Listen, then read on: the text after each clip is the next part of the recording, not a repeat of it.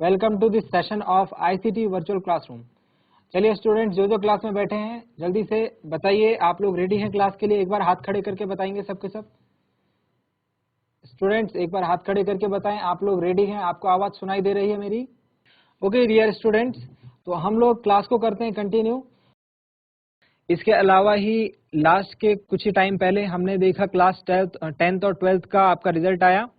जो बच्चे प्रमोट होकर के पास होकर के अगली क्लासेस में गए हैं उनको कॉन्ग्रेचुलेशंस। और आगे आने वाली क्लासेस में आपके लिए चैलेंजेस कहें या फिर उनको आप अपने लाइफ का नेक्स्ट पार्ट कहें, वो स्टार्ट होने वाला है। डियर स्टूडेंट्स, क्लास 12th की फिजिक्स में जैसे कि हम लोग डिस्कस कर चुके हैं, आपका थोड़ा एडवांस पोर्शन रहेगा और कुछ चीजें ऐसी होंगी जो आपके पास टोटली नहीं होंगी और आगे आने वाले क्लासेस में वो आपको हेल्प करेंगी। सो डियर स्टूडेंट्स, सबसे पहले तो मैं जानना चाहता हूं आप सबके सब फिट फाइन और हेल्दी हैं या नहीं हैं। और आज की क्लास को स्टार्ट करने से पहले अगर किसी का कुछ क्वेरी है, कुछ कहना चाहते हैं, तो आप सिस्टम के माध्यम से हैंड रेज कर सकते हैं, आपको कनेक्ट यहाँ पर कर दिया जाएगा। चलिए इस बीच में आपको आपके 12th क्लास के फिजिक्स का जो सिलेबस है उसका इंट्रो दे देता हूँ। उसका इंट्रो कुछ इस प्रकार से है बच्चों कि आपकी जो पहली यूनिट है उसका नाम है इलेक्ट्रोस्टैटिक्स, जिसको कि हम स्थिर वैद्युतिकी कह रहे हैं। स्थिर वैद्युतिकी आपके लिए एक नई लगने वाली यूनिट हो सकती है, बट बच्चों ये नई नहीं है, क्योंकि यहाँ पर आवेशों के बारे में बात होगी। और आवेश यानी जो विद्युत आवेश होता है, इलेक्ट्रिक चार्ज होता है, इसको आपने कुछ हद तक क्लास 10th में समझा होगा, जहां पर आपने विद्युत धारा को पढ़ा होगा। चैप्टर्स जो है वो रिलेटेबल है। आई होप कि आप उसको कनेक्ट कर पाए। मैं उम्मीद करता हूं हमने अब तक जो क्लासेस पढ़ी हैं बच्चों, आपने वो देखी हैं और हमने जितना पोर्शन कवर अप कर लिया है ठीक वहीं से करेंगे आज कंटिन्यू। डियर स्टूडेंट्स, अब आज की क्लास के बारे पिछली क्लासेस के बारे में बात कर लेते हैं। अब तक हम क्या क्या पढ़ चुके हैं। यूनिट 1 में हमने स्टार्ट किया है इलेक्ट्रोस्टैटिक्स। इलेक्ट्रोस्टैटिक्स यानी इसकी मैंने आपको डेफिनेशन बताई थी कि आपको इसको ऐसे समझना है। इस इलेक्ट्रो मीन्स इलेक्ट्रॉन या फिर आवेश की बात करी जा रही है, और स्टैटिक्स यानी रुका हुआ, स्थिर। तो स्थिर वैद्युतिकी यानी इलेक्ट्रोस्टैटिक्स का क्या मतलब हुआ? ऐसे आवेश के गुणों के बारे में बात हमको करनी है जो कि स्थिर अवस्था में हो यानी रुके हुए हों। ठीक है, तो इलेक्ट्रोस्टैटिक्स का डेली लाइफ में कहां पर यूज होता है? आपने अपने दैनिक जीवन में इलेक्ट्रोस्टैटिक्स के यूज देखे होंगे या फिर उसे महसूस किया होगा। जैसे कि आप लोग देखते हैं कि जब आप गर्मियों में अपने जो ऊनी वस्त्र होते हैं उनको टच आप करते हैं तो उनसे चट चट की ध्वनि आती है, या फिर जब आप रात को देखें अंधेरे में जब आप अपने कपड़ों को रब करें तो उनसे चिंगारी निकलती हुई आपको दिखती है। इसके अलावा ही कई कई बार आप देखते हैं कि जब आप पैर रगड़ कर चल रहे हैं, जब आप पैर को जमीन से कारपेट से रगड़ कर चलें और उसके बाद आप तुरंत कोई लोहे की वस्तु को छुएं तो आपको वहां पर करंट लगता है। इसके अलावा जब आप किचन में खाना बनाते हैं, किचन में खाना बनाते वक्त जब आप लाइटर से गैस को ऑन करते हैं तो कई बार आपने देखा होगा उस प्रक्रिया में भी आपको करंट का एहसास होता है। ये सभी स्टूडेंट्स स्थिर वैद्युतिकी यानी इलेक्ट्रोस्टैटिक्स के डेली लाइफ में हमारे एग्जिस्टेंस हैं। यहाँ पर होता ये है कि आवेश की अधिकता होने के कारण एक वस्तु से दूसरी वस्तु में आवेशों का स्थानांतरण होता है, और जब ये आवेशों का स्थानांतरण होता है तो हमें ये करंट के रूप में महसूस होता है। इसके अलावा ही एक और बात इंपॉर्टेंट, आवेश का आदान प्रदान कैसे होगा? या तो वो आपस में रगड़ी जाएंगी, या तो विद्युत प्रेरण इंडक्शन के द्वारा, या फिर चालन के द्वारा कंडक्शन के द्वारा। रगड़ने में हमने देखा दोनों वस्तुओं को पास पास रख करके उनको परस्पर रगड़ा जाता है। चालन में दोनों वस्तुओं को संपर्क में रखा जाता है, और विद्युत प्रेरण में दोनों वस्तुएं एक दूसरे से दूर दूर होती है यानी वो संपर्क में नहीं रहती हैं। इन सभी के द्वारा आवेशों का स्थानांतरण एक वस्तु से दूसरी वस्तु में हो सकता है। जब कोई वस्तु में ऋणायन आ जाता है यानी कि उसमें इलेक्ट्रॉनों की अधिकता है। आप ये पिछली क्लासेस में पढ़ चुके हैं, इसीलिए मैं आपको क्विक रिवाइज एक बार करवा रहा हूं ताकि आप चैप्टर में आपका इंटरेस्ट बना रहे, आपको चीजें समझ में आए। जब किसी वस्तु में जब किसी वस्तु में ऋणायन अधिक होते हैं। ऋणायन अधिक होने का मतलब, नेगेटिव चार्ज एक्सेस होने का मतलब कि उसमें इलेक्ट्रॉनों की अधिकता है, और धनायन अधिक होने का मतलब उसमें इलेक्ट्रॉनों की संख्या कम है। ठीक है, दो प्रकार के आवेश एक एटम यानी एक परमाणु के अंदर हम कह सकते हैं उपस्थित होते हैं, जिसे हम प्रोटॉन और इलेक्ट्रॉन कहते हैं। इलेक्ट्रॉन ऋणावेशित आवेश होते हैं, ऋणावेशित कण होते हैं, और प्रोटॉन धनावेशित कण होते हैं। सो डियर स्टूडेंट्स, आज का जो डिस्कशन है वो हमारा रहेगा अपने लास्ट टॉपिक कूलाम के नियम से आगे। कूलाम ने जो नियम दिया था वो इस प्रकार से था कि दो स्थिर बिंदु आवेशों के बीच लगने वाला वैद्युत बल उनके मात्राओं के गुणनफल के अनुक्रमानुपाती होता है एवं उनके बीच की दूरी के वर्ग के व्युत्क्रमानुपाती होता है। इस नियम से ठीक आगे हम आज की क्लास को कर रहे हैं कंटिन्यू। कूलाम के नियम पर आधारित कुछ न्यूमेरिकल्स हम करेंगे, कुछ क्वेश्चंस हम देखेंगे, और आज के डिस्कशन को हम करते हैं कंटिन्यू। सो डियर स्टूडेंट्स, इतना हम लोग पिछली क्लासेस में कवर अप कर चुके थे। आज की क्लास करते हैं स्टार्ट। चलिए हम चलते हैं स्मार्ट बोर्ड की स्क्रीन पर। सो डियर स्टूडेंट्स, हम लोग एक क्वेश्चन के साथ स्टार्ट करेंगे। क्वेश्चन हमारा जो है कूलाम के नियम पर आधारित है। चलिए मैं इसको थोड़ा फॉन्ट बड़ा कर देता हूं ताकि आपको क्वेश्चन पढ़ने में आए। ठीक है, आई थिंक आप पढ़ पा रहे होंगे क्वेश्चन को आप। Okay good. तो क्वेश्चन है, उदाहरण है ये आपके एनसीईआरटी की बुक का, इसको हम कर रहे हैं। उदाहरण में जो बात कही गई है बच्चों, दो वैद्युत आवेशों के बीच स्थिर वैद्युत बल के लिए कूलाम नियम तथा दो स्थिर बिंदु द्रव्यमानों के बीच गुरुत्वाकर्षण बल के लिए न्यूटन का नियम, दोनों में ही बल आवेशों द्रव्यमानों के बीच की दूरी के वर्ग के व्युत्क्रमानुपाती होता है। इन दोनों बलों के परिमाण ज्ञात करके इनकी प्रबलताओं की तुलना की जाए। नंबर 1 एक इलेक्ट्रॉन तथा एक प्रोटॉन के लिए। नंबर 2 दो प्रोटॉनों के लिए। बी पार्ट है इसका, इलेक्ट्रॉन तथा प्रोटॉन में पारस्परिक आकर्षण के वैद्युत बल के कारण इलेक्ट्रॉन तथा प्रोटॉन के त्वरण आकलित कीजिए जब इनके बीच की दूरी 1 एंगस्ट्रॉम यानी 10⁻⁻10 मीटर है। मास ऑफ प्रोटॉन यानी प्रोटॉन का द्रव्यमान आपको दिया हुआ है mp is equal to 1.67 into 10⁻⁻27 kg हो गई। ठीक है, और me मास ऑफ इलेक्ट्रॉन यानी इलेक्ट्रॉन का द्रव्यमान आपको दिया हुआ है 9.11 इंटू 10⁻31 kg। ओके, तो ये क्वेश्चन आपको सबसे पहले पढ़ना है। क्वेश्चन थोड़ा लेंदी है, क्वेश्चन की लैंग्वेज अगर आप पकड़ लेंगे तो क्वेश्चन समझ में आपको कुछ हद तक आ जाएगा, क्योंकि इस चीज के ऊपर हम लोग प्रीवियस क्लासेस में डिस्कशन कर चुके हैं। यहां पर दो बलों की बात हुई है, वैद्युत बल और गुरुत्वाकर्षण बल।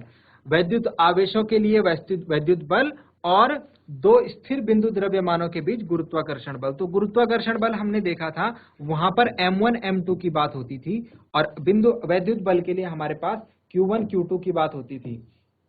एक बात ध्यान रखना बच्चों, यहां पर जो द्रव्यमान है वो बिंदु द्रव्यमान की बात की गई है। बिंदु द्रव्यमान यानी अत्यंत लघु द्रव्यमान, ऐसी वस्तु जिसका कि द्रव्यमान क्या है, बहुत बहुत कम है।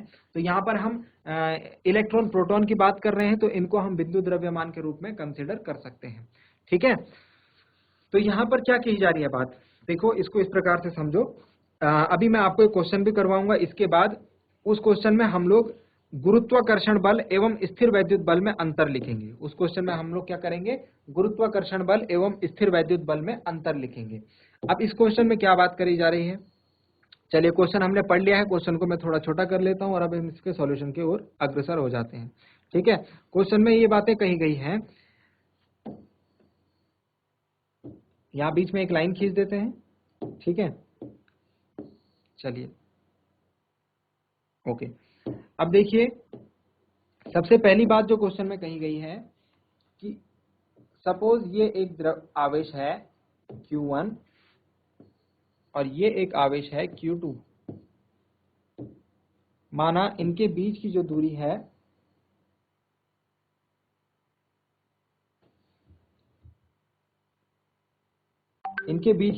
है वो स्मॉल r है।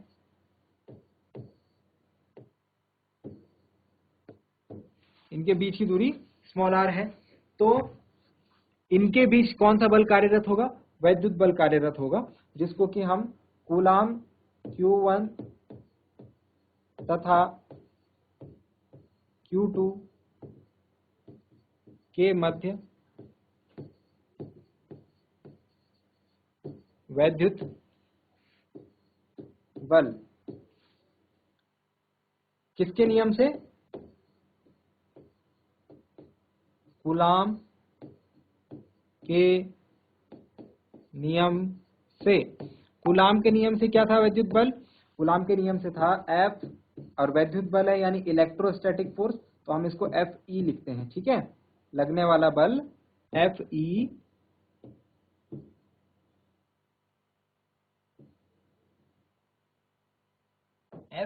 Is equal to 1/4 pi epsilon naught Q1 Q2 upon R square, इतना न्यूटन बल लगता है। ठीक है, और अगर मैं इस तरफ बात करूं, अगर इस तरफ बात की जाए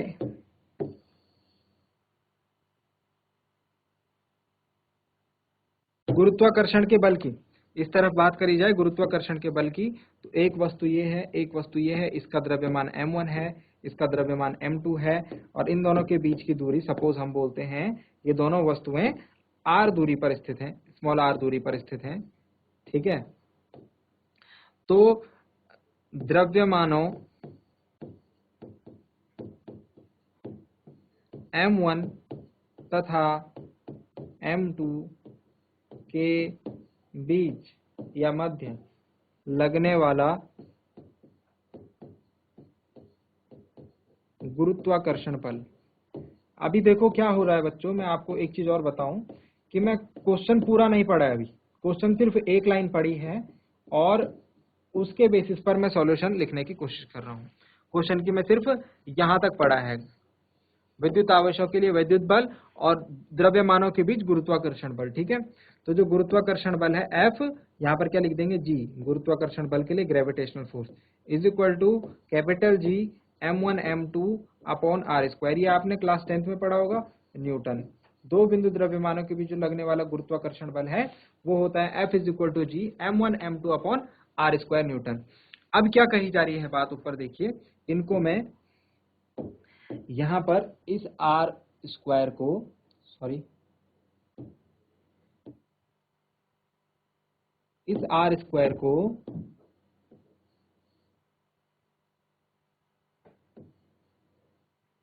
और इस R स्क्वायर को मैं हाईलाइट कर देता हूं।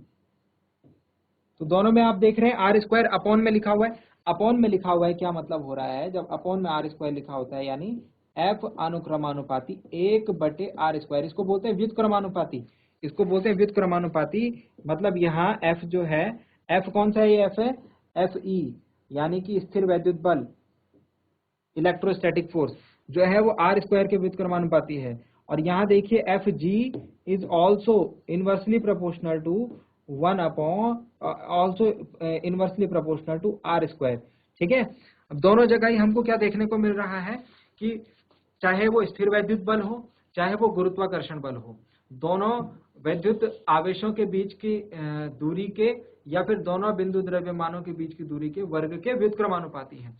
तो पहली लाइन यही लिखी हुई है, ये जो पहली लाइन है उसमें यही बात लिखी हुई है। क्या लिखा हुआ है, आप क्वेश्चन पढ़ते हैं, दो वैद्युत आवेशों के बीच स्थिर वैद्युत बल के लिए कूलाम का नियम तथा दो स्थिर बिंदु द्रव्यमानों के बीच गुरुत्वाकर्षण बल के लिए न्यूटन का नियम, दोनों में ही बल आवेशों या फिर द्रव्यमानों के बीच की दूरी के वर्ग के व्युत्क्रमानुपाती होता है। और यह हमने देख भी लिया। ठीक है, आधा क्वेश्चन हमारा समझ में आ चुका है, जो कि हमने चेक भी कर लिया है। ठीक, अब इसके बाद देखिए, इसके बाद क्या लिखा हुआ है, ए पार्ट है क्वेश्चन। अब यहां से क्वेश्चन स्टार्ट होता है। अगर आपको इतनी बात समझ में आ गई तो अब क्वेश्चन क्या है, इन दोनों बलों के परिमाण ज्ञात करके, इन दोनों बलों के परिमाण ज्ञात करके, कौन दोनों, स्थिर वैद्युत बल और गुरुत्वाकर्षण बल, इनकी प्रबलताओं की तुलना की जाए। पहले चेक करना है कि कौन सा बल ज्यादा प्रबल है, कौन सा दुर्बल है।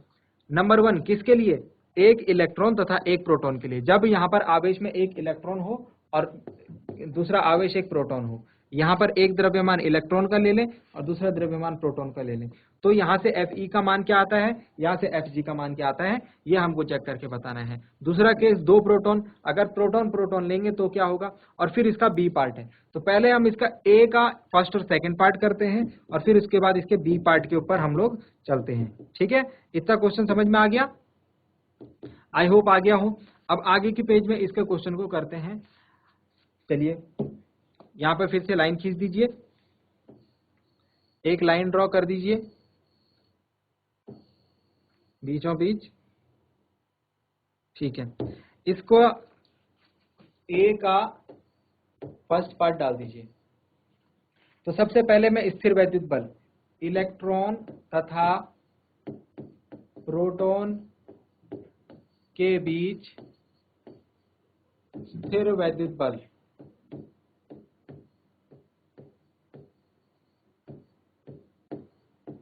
यानी कि इलेक्ट्रोस्टैटिक फोर्स। सपोज ये रहा इलेक्ट्रॉन हमारा और ये रहा प्रोटॉन। पहला पार्ट क्या है हमारे पास, पहला पार्ट इसका ही है, एक इलेक्ट्रॉन का और एक प्रोटॉन का। पहले पार्ट में किसकी बात करी गई है, एक इलेक्ट्रॉन तथा एक प्रोटॉन, ठीक है। तो चलिए एक इलेक्ट्रॉन और एक प्रोटॉन हम ले रहे हैं और इनके बीच की दूरी सपोज हम कहते हैं स्मॉल r।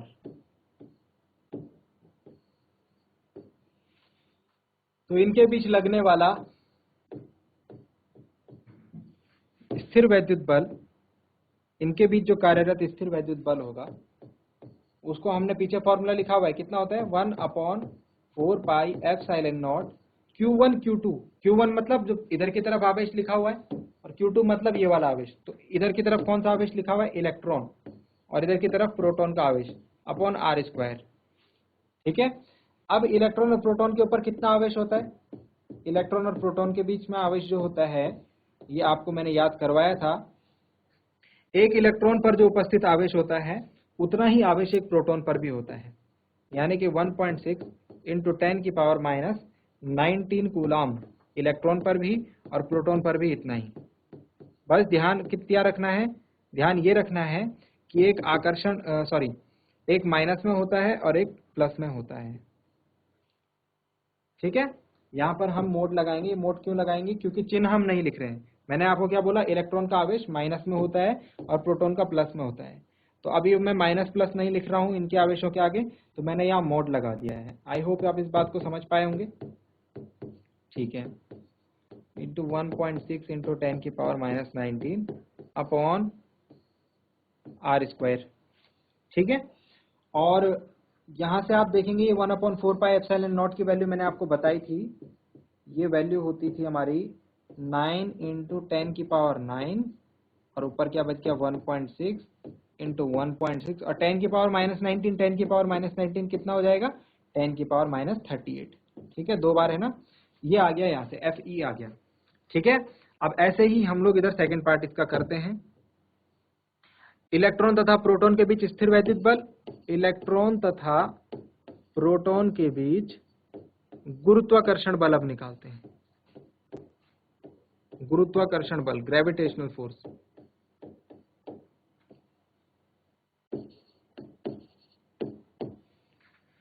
तो दोबारा से इलेक्ट्रॉन और प्रोटॉन ऐसे ही रहेंगे, ठीक है। बस सिंपली क्या हो जाएगा, F G is equal to capital G M E M P, ठीक है। एक इलेक्ट्रॉन की जगह मास ऑफ इलेक्ट्रॉन आ जाएगा, प्रोटॉन की जगह प्रोटॉन का द्रव्यमान आ जाएगा अपॉन r², ठीक है ना। इसको ऐसे समझिए, ये रहा इलेक्ट्रॉन और ये रहा प्रोटॉन, और इन दोनों के बीच की दूरी होगी कुछ, उसको हम ले लेते हैं स्मॉल r,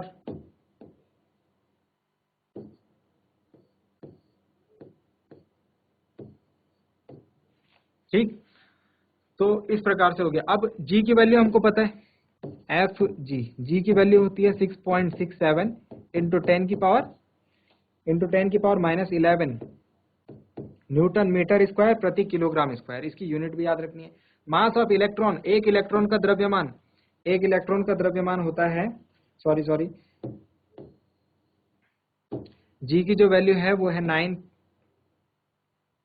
एक मिनट, G की जो वैल्यू होती है वो होती है 6.67 इंटू 10⁻⁻11 और ME यानी अब मास ऑफ इलेक्ट्रॉन की जो वैल्यू है वो है 9.11 into 10⁻31 kilogram, and mass of proton, उसके बाद MP की वैल्यू रख दीजिए, mass of proton 1.67 into minus 21 kilogram, ठीक है, अपॉन में क्या है आर स्क्वायर। अब F G is equal to लिखेंगे, F G is equal to 6.67 into 9.11 into 1.67 into 10 की पावर कितना हो जाएगा भाई, ये 11, ये 31, ये 21, तीनों माइनस माइनस के हैं तो प्लस हो जाएंगे, तीनों जुड़ जाएंगे, लेकिन चिन्ह माइनस का आएगा। 3 और 2 5 और 1 6, सॉरी 27 प्रोटॉन का द्रव्यमान 10 की पावर माइनस 27 होना चाहिए। 10 की पावर माइनस 27, ठीक है। तो जब इनको ऐड करेंगे तो it will become 7 8 9 okay minus 69 upon R square.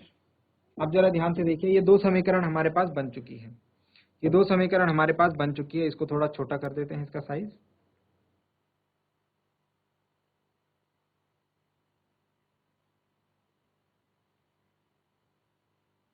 चलिए अब इसके आगे देखिए,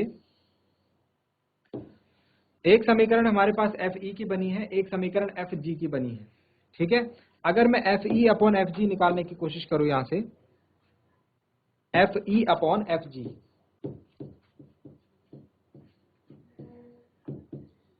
तो F E upon F G जो हमारे पास निकल के आएगा,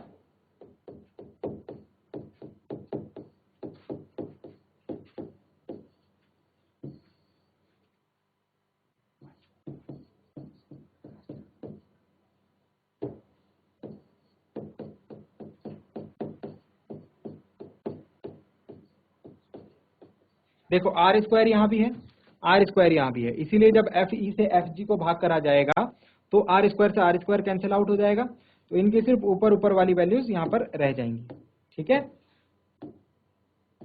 जो न्यूमरेटर में वैल्यूज हैं सिर्फ वो रह जाएंगी। ओके गुड, इतनी कहानी सबको समझ में आ गई होगी अब तक, ठीक है।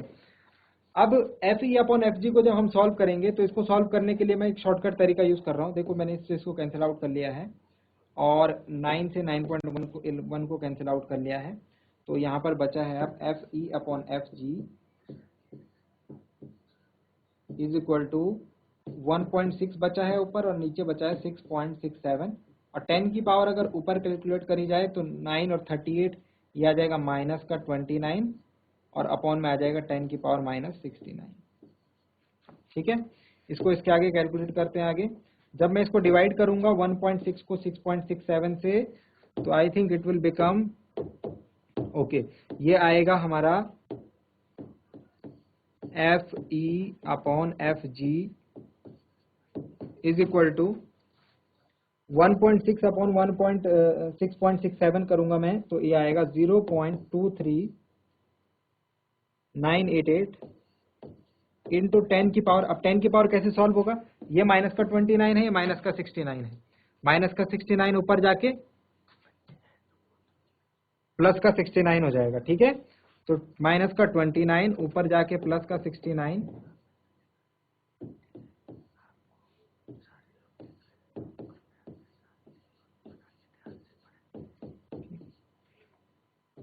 तो माइनस 29 और प्लस का 69 40 हो गया, ठीक हो गया, गुड। तो इतनी बात समझ में आई। यहां से मैं एफ ई अपॉन एफ जी निकालूंगा तो फाइनली कितना आएगा, फाइनल कितना आएगा 2.3988 को मैं 4 लिख ले रहा हूं इंटू 10 की पावर, यहां से मैंने पॉइंट आगे ले गया तो यहां से एक संख्या कम हो जाएगी, 10 की पावर 39।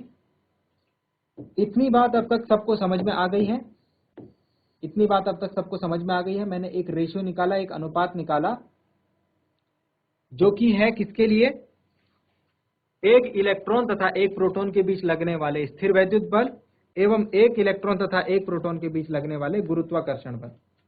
इतनी बात किस किस को समझ में आई बच्चों, जरा हाथ खड़े करके बताओ। यहां तक जो बातें बताई गई वो किस किस को समझ में आई हैं, यहां तक जो बातें डिस्कस करी गई हैं बच्चों किस किस को समझ में आई हैं, जरा हाथ खड़े करके बताओ।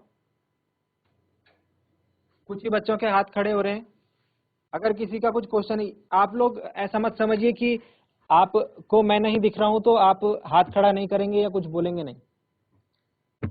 जीआईसी पोखाल, जीआईसी पोखाल के बच्चे जो हैं रेगुलरली क्लास में मूवमेंट कर रहे हैं। जीआईसी पोखाल के बच्चे रेगुलरली क्लास में मूवमेंट कर रहे हैं।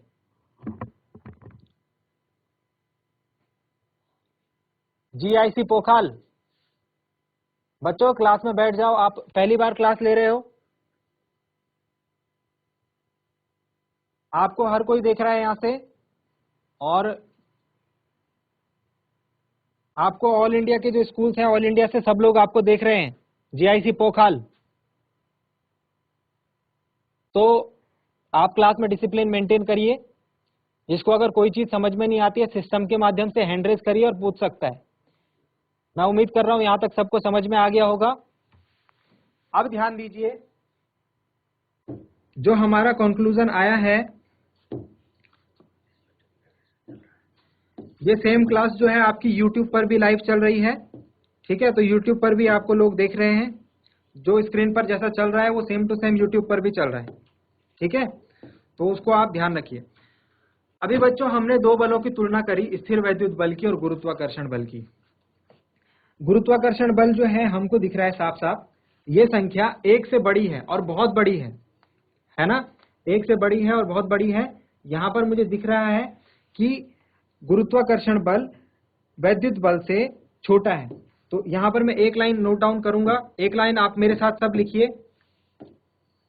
एक लाइन लिखेंगे यहां पर कि Fe upon F G is equal to 2.4 into 10⁻39। तो इसको मैं ऐसे लिख सकता हूं 2.4 और उसके आगे 39 जीरोस, मतलब 24 और उसके आगे 38 जीरोस। तो ये संख्या एक से कितनी बड़ी आ रही है ना, एक से बहुत ज्यादा बड़ी आ रही है। मतलब कि ये जो अनुपात है ये एक से बहुत बड़ा है। और इससे मुझे मतलब निकल रहा है, एक सीधी सीधी बात पता लग रही है कि जो Fe है वो Fg से बहुत ज्यादा बड़ा है। यानी एक इलेक्ट्रॉन तथा एक प्रोटॉन के बीच लगने वाला स्थिर वैद्युत बल एक इलेक्ट्रॉन तथा एक प्रोटॉन के बीच लगने वाले गुरुत्वाकर्षण बल से कहीं अधिक होता है। ठीक है, क्या लिखेंगे आप इसमें, लिखिए मेरे साथ कि एक इलेक्ट्रॉन तथा एक प्रोटॉन के बीच लगने वाले गुरुत्वाकर्षण बल का मान एक इलेक्ट्रॉन तथा एक प्रोटॉन के बीच लगने वाले, रुकिए मैं दोबारा से बोल रहा हूं, एक इलेक्ट्रॉन तथा एक प्रोटॉन के बीच लगने वाले स्थिर वैद्युत बल का मान एक इलेक्ट्रॉन तथा एक प्रोटॉन के बीच लगने वाले गुरुत्वाकर्षण बल के मान से कहीं अधिक होता है। तो यहां से कौन प्रबल आया, यहां से हमारा स्थिर वैद्युत बल यानी Fe जो है ये प्रबल आया। स्थिर वैद्युत बल Fe प्रबल है। इतनी बात समझ में आ गई, हाथ खड़े करो। जिस जिसको समझ में आए हाथ खड़े करके बताओ जल्दी से। यहां तक ठीक है, गुड। अब इसका सेकंड पार्ट, पहले पार्ट को मैंने इतनी आराम से समझाया, उसका एक कारण था। सेकंड पार्ट में क्या आ गया, दो प्रोटोनों के लिए। सेकंड पार्ट में क्या क्या आ गया, दो प्रोटोनों के लिए। अब समझो इसको, दो प्रोटोनों के लिए क्या होगा, यहां पर इलेक्ट्रॉन था और प्रोटॉन था, तो यहां पर प्रोटॉन आ जाएगा, यहां पर भी प्रोटॉन आ जाएगा, है ना। यहां पर दोनों जगह प्रोटॉन हो जाएगा, दोनों जगह प्रोटॉन का द्रव्यमान आ जाएगा और यहां से Fe की वैल्यू आ जाएगी। ठीक, अब यहाँ पे क्या आ जाएगा, मास ऑफ इलेक्ट्रॉन और मास ऑफ प्रोटॉन था ना, तो यहाँ पे मास ऑफ प्रोटॉन प्रोटॉन आ जाएगा, दो प्रोटॉन बोला है उन्होंने। ठीक, तो दोनों जगह प्रोटॉन आ जाएगा, तो यहाँ पर दोनों जगह प्रोटॉन का द्रव्यमान Fg की वैल्यू आएगी। सेम आप दोनों को डिवाइड करोगे तो एक वैल्यू आएगी। आई होप इतनी बात समझ में आई। कर लेंगे इसको, हाथ खड़ा करके बताओ, ये वाला पार्ट कितने बच्चे कर लेंगे, ये वाला जो सेकंड पार्ट है इसका कितने बच्चे कर पाएंगे, जरा हाथ खड़े करके बताओ। ठीक है, किसी ने किया है अब तक तो आंसर बता सकता है। अगर किसी ने कर लिया सेकंड वाला पार्ट तो आंसर बताओ कितना आया। किसी ने किया, ओके, नहीं किया, ठीक है, कोई बात नहीं, टाइम लगेगा इसमें। आप लोग इस पार्ट को होमवर्क करके लाएंगे। ये जो सेकंड वाला पार्ट है दिस विल बी होमवर्क। ठीक है, और अभी एक क्लास के बाद दोबारा से हमारी क्लास होगी, दोबारा से फिजिक्स की क्लास होगी। अगर आप तब तक कर पाए तो ठीक, अदरवाइज हम जो है इसको अगली क्लास में सॉल्व आउट करते हैं। ठीक है बच्चों, तो सेकंड पार्ट मैंने समझा दिया क्या करना है। सेकंड पार्ट में आपको कुछ नहीं करना है, इलेक्ट्रॉन और प्रोटॉन था, यहाँ पर प्रोटॉन और प्रोटॉन आ जाएगा और सिमिलरली क्वेश्चन उस हिसाब से सॉल्व होगा। ठीक है बच्चों, किसी का कोई क्वेश्चन है इस क्लास के रिगार्डिंग? किसी का कोई क्वेश्चन है? हाथ खड़े करो, बताओ। जीआईसी पोखाल के बच्चे जो हैं अभी भी क्लास में इधर उधर घूम रहे हैं। वेरी बैड बच्चों, आपको जो है काफी सारे लोग मॉनिटर कर रहे हैं। चलिए डियर स्टूडेंट्स, तो आज का टाइम हमारा कम यहाँ पर हो रहा है समाप्त।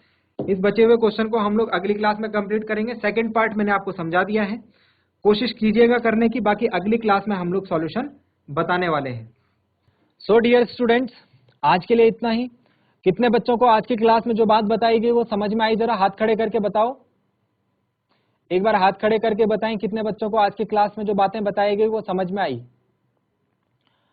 ओके गुड, बहुत कम बच्चे हैं। चलिए ओके ठीक है। आपकी इसके बाद एक और क्लास होगी फिजिक्स की आज, ठीक है? एक क्लास इसके बाद होगी और उसके बाद जो नेक्स्ट क्लास होगी, मतलब आज के दिन की जो आपकी तीसरी क्लास होगी वो भी फिजिक्स की होगी। उसमें हम जो बचा हुआ क्वेश्चन है उसको सॉल्व आउट करेंगे। आई होप कि आपको जो भी डाउट्स हैं, जो भी क्वेश्चन हैं, वो आप उस क्लास में पूछेंगे। तो डियर स्टूडेंट्स, आज के लिए इतना ही। मैं उम्मीद करता हूं आज की क्लास में जो बातें आपको बताई गई वो पढ़ के आपको मजा आया होगा, आपको कुछ नया सीखने को मिला होगा। अगली क्लास में हम लोग मिलते हैं एक नए और इंटरेस्टिंग टॉपिक के साथ। क्लास से जुड़ने के लिए आप सभी का बहुत बहुत धन्यवाद। Thank you very much and have a nice day.